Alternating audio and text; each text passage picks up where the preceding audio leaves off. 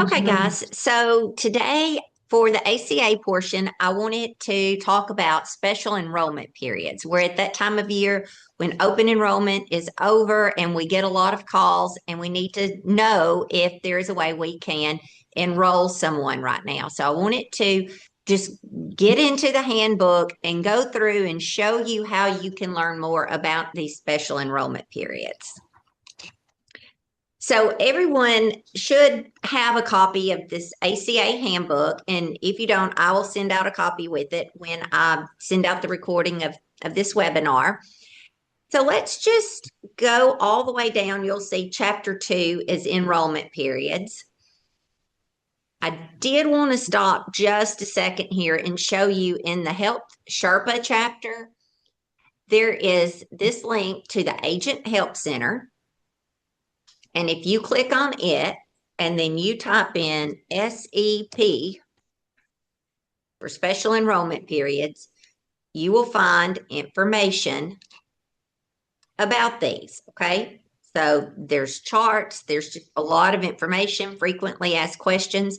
So this is a resource that you can use to learn more about special enrollment periods. And then if you click on this link in the Health Sherpa chapter of the handbook, agent training, if you will go down, you'll see that there is a recorded, let me click over here on watch recordings of webinars. Special enrollment periods here. I watched this the other day just as a little, just to kind of prepare for this webinar. And so it was really good. I would encourage you, if you have not watched it, to go and watch that. Health Sherpa has great resources.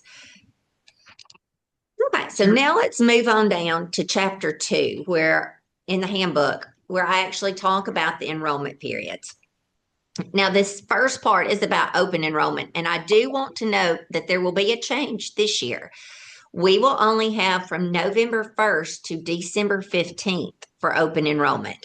We've had this extended amount of time through January 15th for the last several years, but that will be going away. So what I was saying is this year we will have that shortened enrollment period. It's only going to be from November 1st to December 15th. We won't have those extra few weeks all the way through January.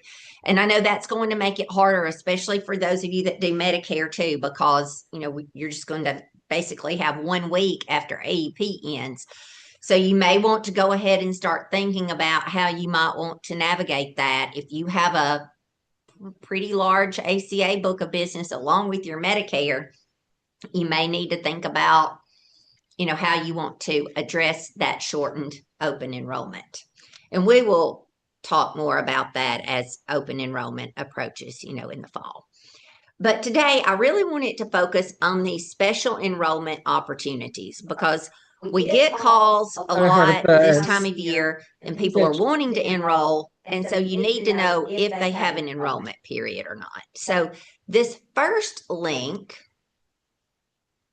would take you to the healthcare.gov website.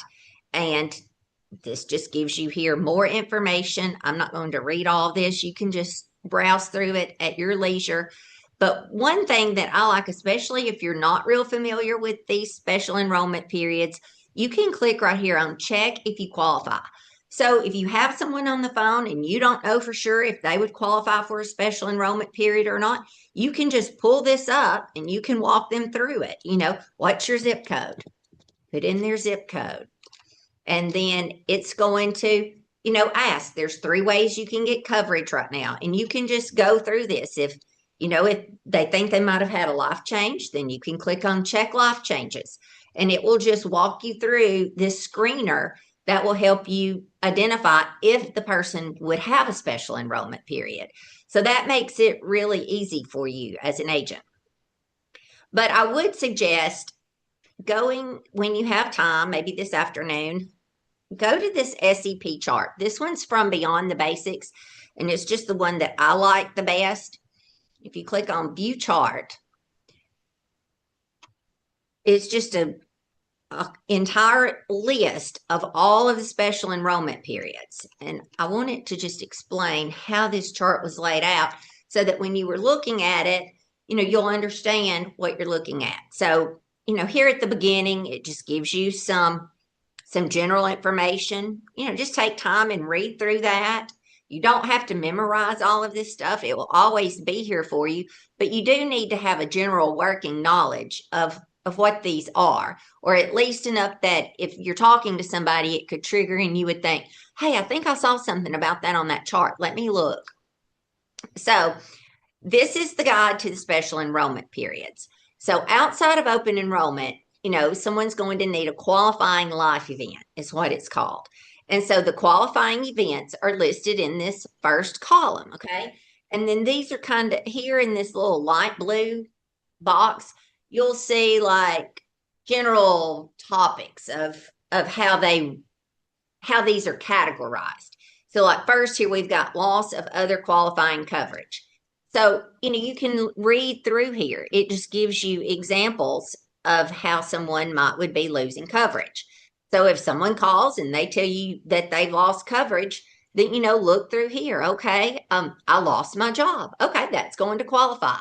And then notice that there is a requirement of prior coverage. Now, if they lost their job and they didn't have coverage at their job, that's not going to open up. If they've been without insurance for 6 months or 6 years or whatever, and then they lose their job, that doesn't just automatically open up a special enrollment period. There is this requirement of losing their coverage. So they had to lose their coverage when they lost their job. And then, it tells you about the timing, the coverage effective dates, if they were already enrolled, in a marketplace plan, about which plans they could choose, and then how the SEP is granted.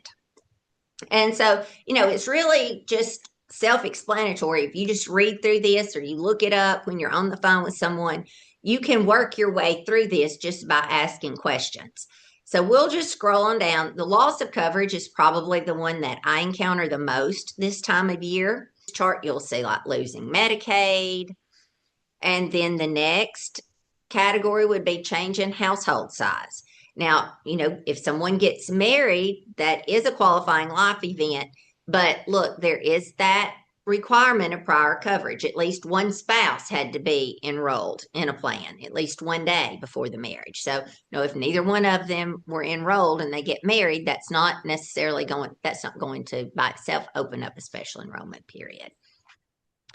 So, but birth and adoption or placement, a fostered care or court ordered, like adding a dependent, there's no requirement of prior coverage for that.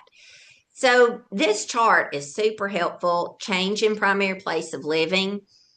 You can just scroll through here as you're on the phone with someone and just see if any of these would qualify and use the screener that I was showing you earlier. But that's how you can kind of brainstorm through these with someone to see if there's anything that might apply to them.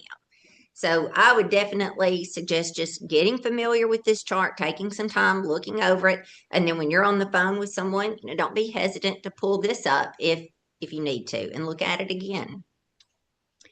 Okay, so another thing that I wanted to show you is that I get a lot of questions about this. So say someone has lost coverage or is going to lose coverage.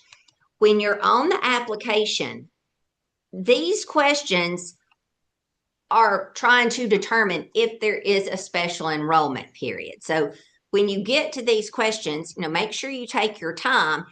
A lot of times I'll have agents call, and maybe if it's notice how this is upcoming changes and recent changes. Can you see? I'll have an agent call me or text me and they'll say, I've put this in that they're going to lose coverage, but when I try to go to the next page, it'll say it can't be a date in the past or it can't be a date in the future. Well, if it is an upcoming change, then it's going to be a date, in the future. If it's a recent change, then it would be a date in the past. And so, just note that there are these two separate categories on the application to note these changes. And you just want to be sure that you are checking the right box or it's not going to let you move ahead. So I wanted to point that out.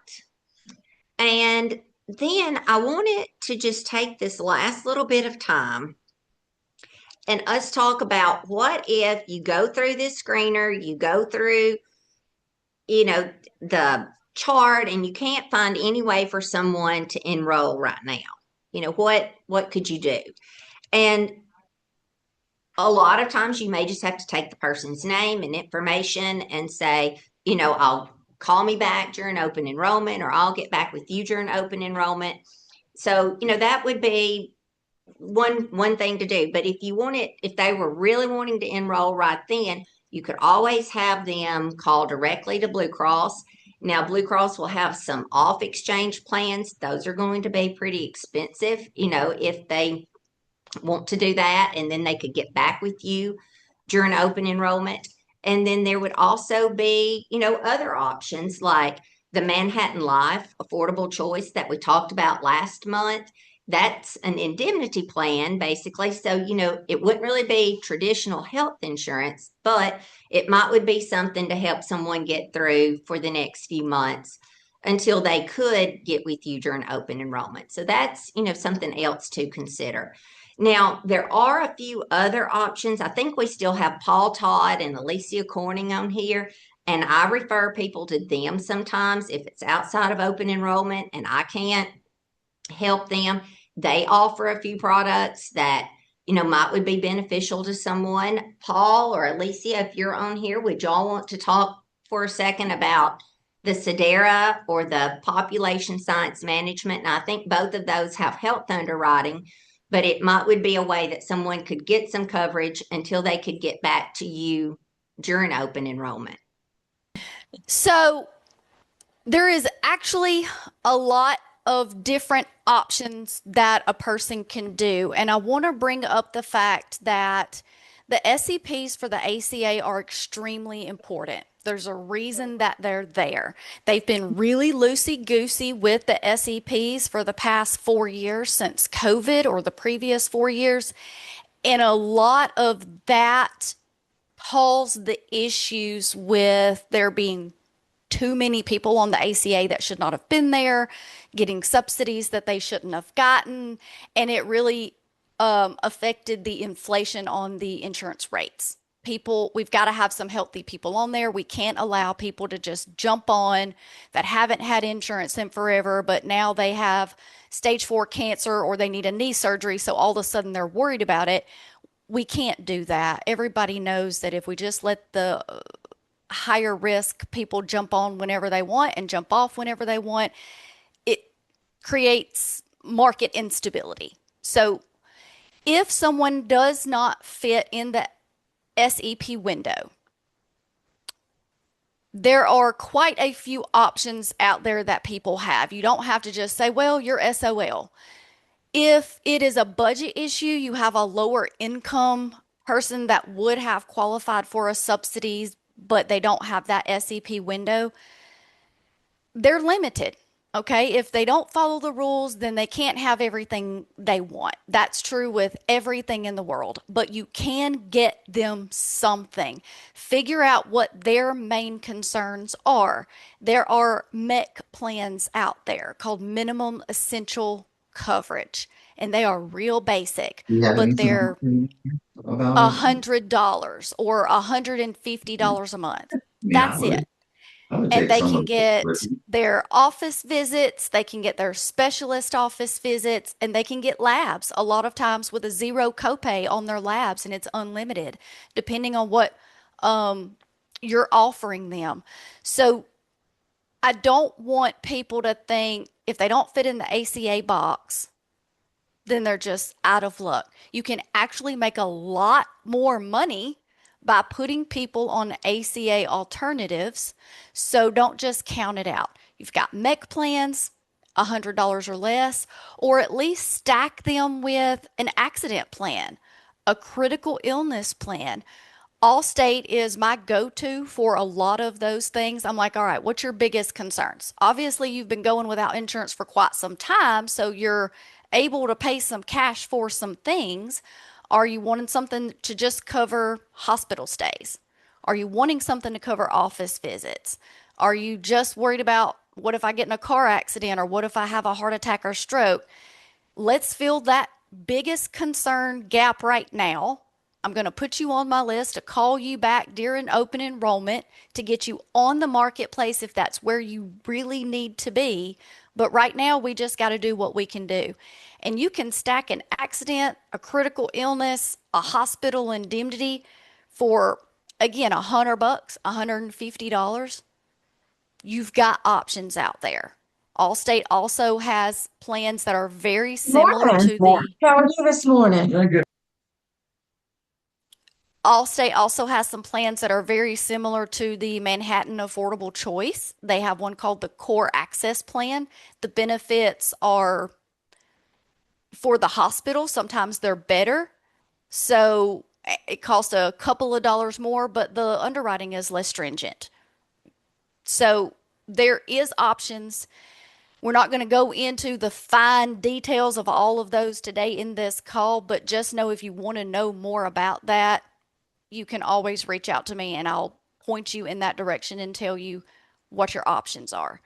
But having those other options for people that don't fit in the ACA box with a SEP, you will make more money than if you had put them on the ACA, making your little $20 a pop. So I want to keep that in mind.